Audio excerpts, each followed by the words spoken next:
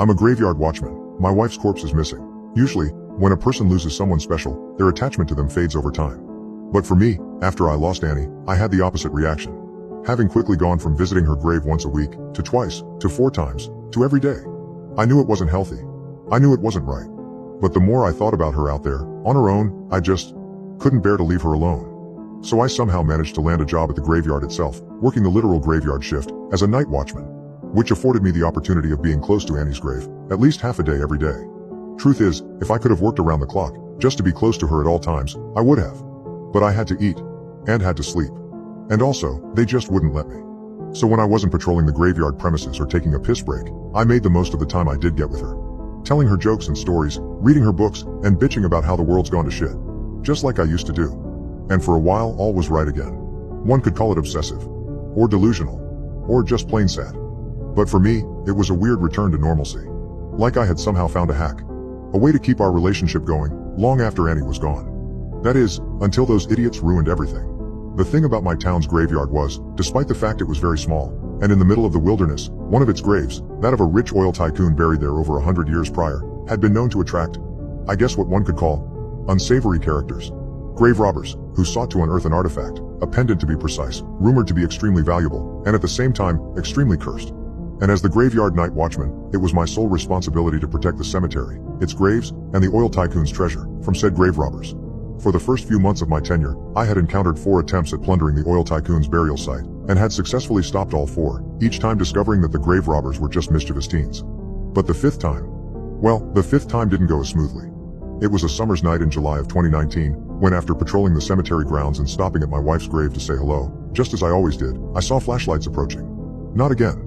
I thought to myself, realizing that the lights were coming from the oil tycoon's gravesite, and assuming that it was another group of mischievous teens.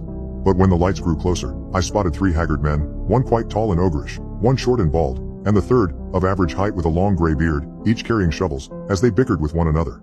That is, until they saw me. Well, look what we got here, if it ain't the local law enforcement. The short man joked, causing the other 2 to break out into laughter. That I am, I said as I stepped out from my wife's grave and into the path, blocking them from their escape route.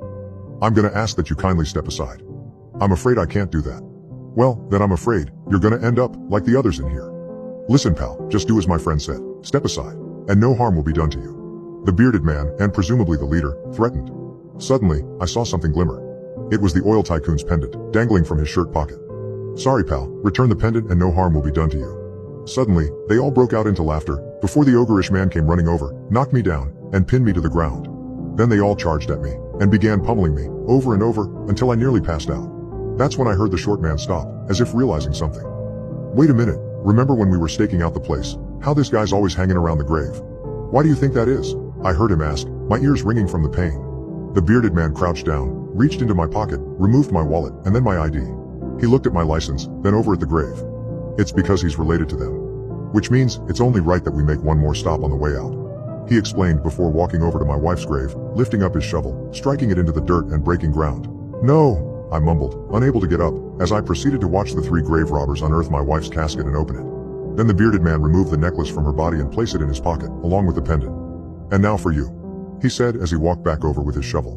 Within a matter of 15 minutes, they had dug out a new shallow grave beside that of my wife, and tossed me into it before covering it with dirt and burying me alive. For a while there was just darkness. I struggled and struggled, for what felt like an eternity. Until I finally felt my hand penetrate the dirt and touch the cold night air, before moving it to the ground for leverage and using it to push my head through the dirt. Gasp! Before pulling out the rest of my body. I laid there, bloodied, dirt-covered and hyperventilating, terrified of what had just occurred. But I hadn't even seen the worst of what was yet to come. I gathered all my energy and sat up, looking over to see my wife's unearthed casket. But when I looked inside it, her corpse was gone. I collapsed back to the ground, wondering why the grave robbers would have taken my wife's body as well. Those sick fucks. Lying there, staring up at the stars and trying to make sense of what happened, I suddenly heard someone approaching. I sat up again, this time to find a man hobbling over to me, his face corroded, his skin rotting, and his arms extended as he growled away. What the fuck? I thought to myself, before hopping up from the ground and looking around. That's when I saw the very shovel that the grave robbers had used to bury me alive, just lying there in the dirt. I picked it up, just as the creature had charged over to me, its dirt-filled claws swinging in the air. But before it could strike, I swung the shovel, and decapitated the terrifying monster, sending its head rolling off into the grass. Shocked by the series of events that had just unfolded, I ran as fast as I could in the direction of the cemetery gate. but as I passed the other graves, I couldn't help but notice that every one of them had been unearthed. Now, I would have suspected that the grave robbers had dug them all up. But not enough time had passed for that to be possible, and after thinking about the creature I had just encountered, it suddenly all became clear. The curse. I thought to myself, remember the legend about the oil tycoon's artifact? The grave robbers had the pendant. They've awakened the cemetery's dead. And now they're all out there. Including my wife, Annie. I thought to myself, my mind finally returning to her, after processing what had happened. She's out there somewhere. But before I could dwell on the thought too long, a horde of about 4 other creatures came hobbling up behind me, growling and gnawing their teeth in the air. I had no other choice but to run, fleeing the graveyard, and heading into the forest that surrounded it. I thought about my options for a moment. Risk death to seek out my wife's undead corpse, or let it go and get the fuck out of there. But once again, I couldn't bear to think about my wife out there, on her own, no matter what condition she was in. And so, I set off, further into the woods, listening for any sound of movement, or crunching underbrush in the forest. Eventually, I caught up to a group of about 5 undead, who all came charging at me at once. I swung my shovel with all my might, back and forth, hacking off their arms, legs and heads, until only one remained. My wife. Standing there, surrounded by a pile of body parts, was Annie. But at the same time, not Annie. Instead, her face had peeled away, leaving nothing but bone and rotting flesh, her body falling apart. Simultaneously, a tear ran down my eye and my body began to shake in horror. This wasn't the woman I married. I thought to myself. She too began hobbling over to me, but didn't attack. Instead, her teeth grinded and I heard her growling. But rather than do what I did to the others, I decided to leave her in one piece, leading her back to my car and pushing her undead corpse into the trunk, intending to return her to her grave. But how? If all of the dead are awake, I thought to myself, before seeing another horde of corpses, walking off down the old dirt road, all in the same direction. Where are they going? I wondered as I slowly followed behind them in my car. Sure enough, not far down the road I saw the 3 grave robbers, stepping out of their truck and entering one of my small town's sleepy taverns. The artifact. I thought to myself, realizing that the creatures were being drawn to the very item that had awakened them from the dead. They must be after it. I peeled off, driving over the undead that I had followed down the road, their bodies crunching under my car, as I sped over to the bar. On my way there I couldn't help but hear my wife's growling coming from the trunk. Don't worry, you'll be back to sleep soon. I comforted her, just as I had always done by her grave. I entered the bar to find it empty, save for a single bartender and 3 patrons. The 3 grave robbers, themselves, having each nearly already slurped down their pints. Give me the pendant, I demanded, causing them all to turn around. You again, the short man replied. I said, give me the pendant, I repeated, unveiling the shovel. Listen kid, we're sorry alright, the bearded man began. Just be thankful you made it out alive. Now just forget about it and walk away. Even with the shovel, you're not gonna get the revenge you're looking for. That isn't why I'm here, I replied. Then what are you here for? The short man asked. The artifact you stole from the oil tycoon's grave. It's cursed.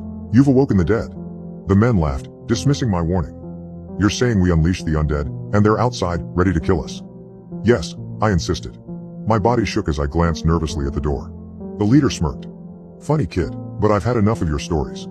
The bearded man stood and loomed over me. Say it again and I'll put you back in the ground. Before I could reply, undead creatures entered the bar, creeping behind the men at the counter. I tried to warn them, but the leader struck me to the floor. Shut up!